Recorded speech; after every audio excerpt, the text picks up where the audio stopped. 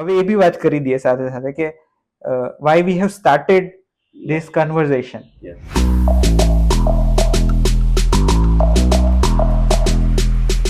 ખરેખર પહેલા થવી જોઈએ એપિસોડની, પણ એ જ ધેટ ઇઝ ધી પોઈન્ટ કે કોઈ ફોર્મેટ નહીં હોવું જોઈએ. ધેટ્સ વોટ વી બિલીવ કે એક નેચરલ ઇનોસન્ટ વેમાં આઈડિયા. હા, એ જ છે. આપણે કાયમ જ્યારે આ વાત કરીએ, જ્યારે આપણે મુંબઈ ગાડીમાં જતા હતા, so we have lot of fun. Right. મળીએ ત્યારે વાત કરીએ, પ્રોજેક્ટની પ્રોસેસની વાત કરીએ, તો જે મજા આવે એટલે જ આ વિચાર આવ્યો કે એ મજા આપણે મેમરી માટે એટલે આને કેપ્ચર કરીએ વસ્તુને. અને બહુ નાની insights we can forget by the time. So that is important to have how casually we have thoughts and then we shape it. So કેમ કે ફાઇનલ પ્રોડક્ટ તો ઓફકોર્સ આપણે જોતા જોઈએ કે આ ઇમેજ છે કે આવું બન્યું હતું ને પ્લાન સેક્શન હોય, પણ એ દરેક એલિમેન્ટ્સ કે ડિઝાઇન પાછળ શું થોટ હતો એને જો આપણે વાતચીતથી આગળ લઈ જઈએ તો it max more meaningful talk.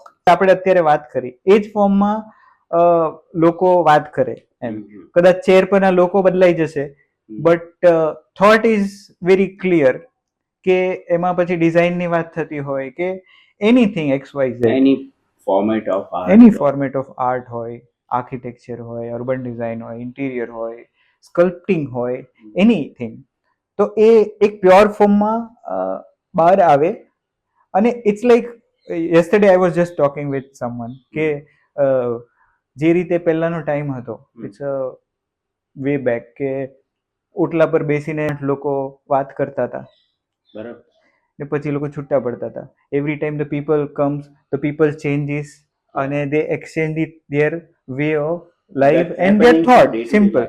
પણ હવે જ્યારે ટાઈમ બદલાઈ ગયો છે કે હવે આપણે એવો ચોરો કદાચ નથી રહ્યો, પણ this medium is again work as a ચોરો.